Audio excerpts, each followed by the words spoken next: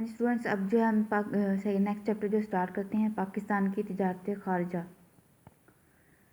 تجارت خارجہ فورن ٹریڈ وہ تجارت جو کہ دنیا کے دوسرے ممالک کے ساتھ کی جاتی ہے، بیرون ممالک کے ساتھ کی جاتی ہے، تجارت خارجہ کہلاتی ہے۔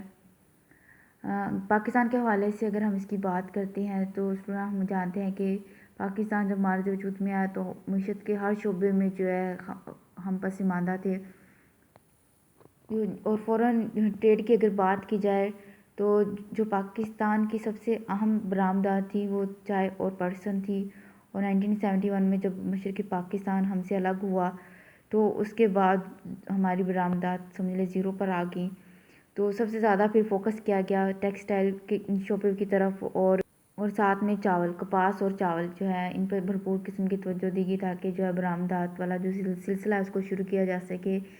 ابھی بھی اور اس شعبے کی طرف بار بار جو ہے توجہ دی جاتی رہی، کیونکہ پاکستان پہ جو بہت زیادہ بیرونی قرضوں کا بوجھ ہے اس کو اتارنے کے لیے سب سے ضروری یہی ہے کہ ہماری برآمدات میں اضافہ ہو، تاکہ ہمارے پاس اتنا زر مبادلہ آ سکے کہ ہم اس سے اپنے واجبات کو جو ہے ادا کر سکیں۔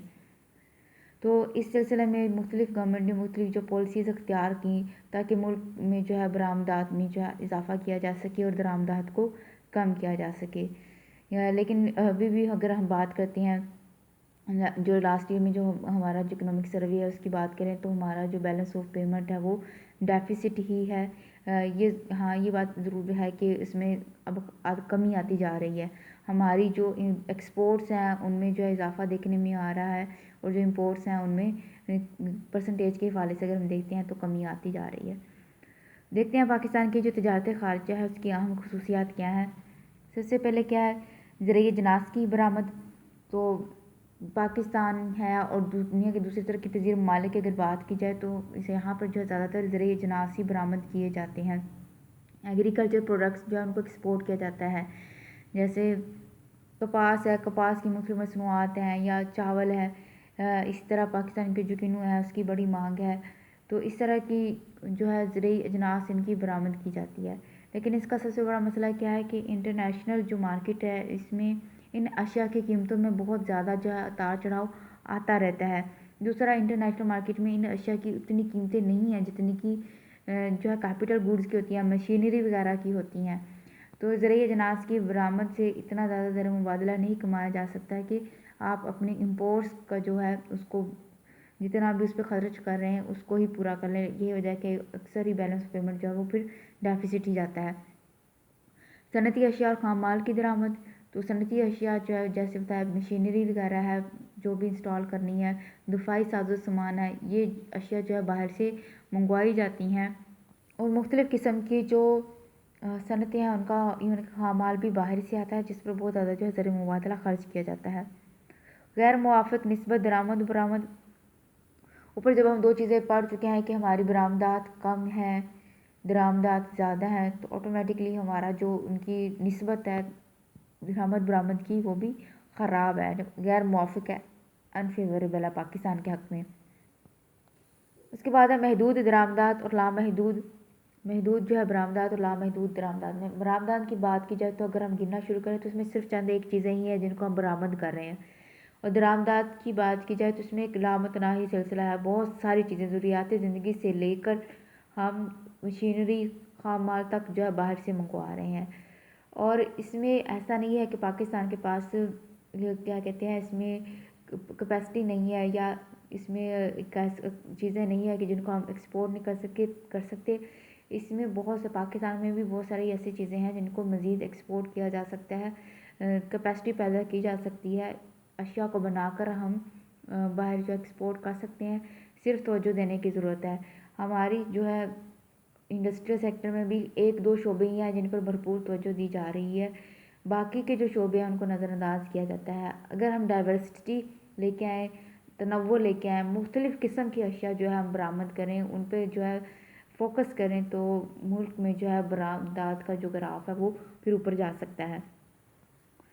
اس کے علاوہ محدود تجارتی روابط ہیں، تو تقسیم سے لے کر اب تک جو ہے ہمارے تجارتی روابط جو چند ایک ممالک کے ساتھ ہی ہیں۔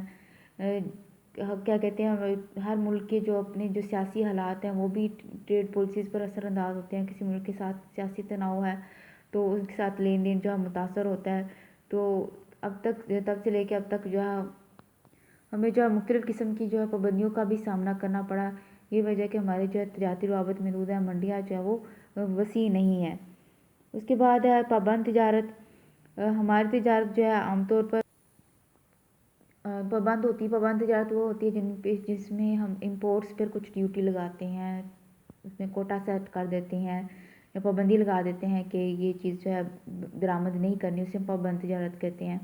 دوسری ہوتی ہے آزاد تجارت، اوپن ٹریڈ جس کو کہتے ہیں، جس میں کسی قسم کی کوئی پابندی نہیں ہوتی، جو بھی چیز چاہے ہم منگوا سکتے ہیں. اب کیونکہ زیادہ تر چیزیں جو ہے نجی جو ہے سرمایہ کار یا نجی تاجر وہی منگوا رہے ہوتے ہیں، اس لیے حکومت بعض اشیاء پر جو ہے بھاری جو ہے ٹیکس لگا دیتی ہے تاکہ درآمدات کی جو ہے حوصلہ شکنی کی جا سکے یا درآمدات کا جو والیوم ہے اس کو کم کر سکیں.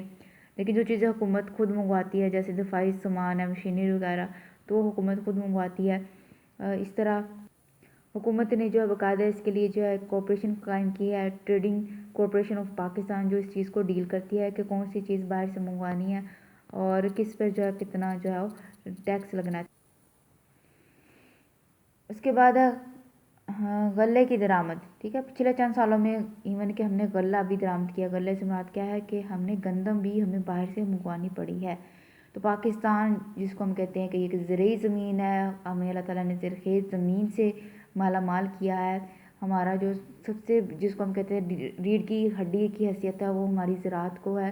اور ہمارے یہاں جو چیز اگائی جاتی ہے گندم، دیکھیے وہ ملکی ضروریات کو پورا کرنے کے لیے بھی کافی نہیں ہے. تو ہمیں پچھلے چند سالوں میں ہم نے آبزرو کیا کہ سردیوں کے دنوں میں آ کے شارٹیج ہو جاتی ہے گندم کی، آٹے کا بحران جو ہے وہ پیدا ہو جاتا ہے. اس کی کچھ وجہ تو مافیا بھی ہے کہ لوگ جو ہے اس کو ذخیرہ اندوزی کر لیتے ہیں، چھپا لیتے ہیں گوداموں میں تاکہ ملک کے اندر جو ہے ایک مصنوعی بحران پیدا ہو جائے. قیمتیں بہت زیادہ ہائی ہو جاتی ہیں تو پھر وہ آہستہ آہستہ اسٹاک میں سے نکال کے جو ہے اس کو ہائی پرائس پر سیل کرتے ہیں. لیکن جب شارٹیج ہو جاتی ہے اکانومی کے اندر تو پھر گورنمنٹ کو جو ہے پھر باہر سے غلہ بھی جو ہے وہ درآمد کرنا پڑ جاتا ہے. تو اس وجہ سے بھی ہمارا بہت زیادہ جو ہے زر مبادلہ اس پہ خرچ ہوتا ہے. اس کے بعد ہے زر مبادلہ پر کنٹرول کی پالیسی.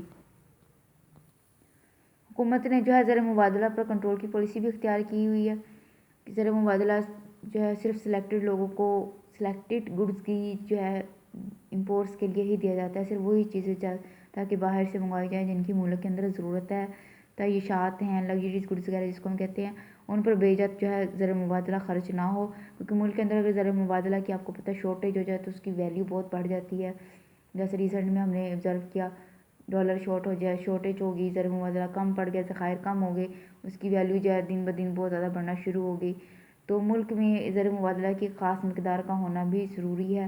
تو اس لیے صرف کیا کہتے ہیں چند اشیاء جو سلیکٹڈ ہوتی ہیں، جو چیزیں باہر سے منگوانے کی حکومت نے اجازت دے رکھی ہوتی ہے، ٹریڈ پالیسی میں ڈیفائن کیا ہوتا ہے ان چیزوں کو، صرف انہی چیزوں کو باہر سے منگوانے کے لیے جو ہے زر مبادلہ فراہم کیا جاتا ہے. غیر موافق توازن تجارت. توازن تجارت ہی بہت سارے عرصے سے ہمارا غیر موافق ہے، جس کی وجہ سے توازن ادائیگی بھی آٹومیٹکلی جو ہے ہمارا غیر موافق ہے. توازن تجارت توازن ادائیگی میں ڈفرینس ہم نے دیکھ لیا تھا. فزیکل جو گڈز ہوتی ہیں، ٹینجیبل گڈز ہوتی ہیں، ان کی درآمدات اور برآمدات کو جو ہے اس کا جو حساب کتاب ہے، ریکارڈ ہے، اسے توازن تجارت کہتے ہیں. اور ٹینجیبل انٹینجیبل مرئی اور غیر مرئی جن کو ہم دیکھ سکتے ہیں، چھو سکتے ہیں اور جن کو نہیں دیکھ سکتے، ان تمام اشیاء کی درآمدات اور برآمدات کا جو ریکارڈ ہے، اس کا جو حساب کتاب ہے، اس کو توازن ادائیگی کہتے ہیں. تو توازن تجارت جو ہے مائکرو کنسیپٹ ہے، توازن ادائیگی ایک براڈر کنسیپٹ ہے.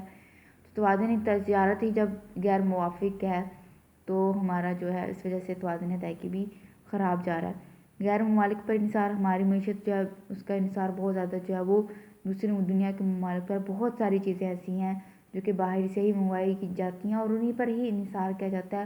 ان کے جو سبسٹیٹیوٹ ہیں وہ ملک کے اندر تیار کرنے کی کوشش نہیں کی جا رہی، نہ اس پہ کوئی خاص توجہ دی جاتی ہے.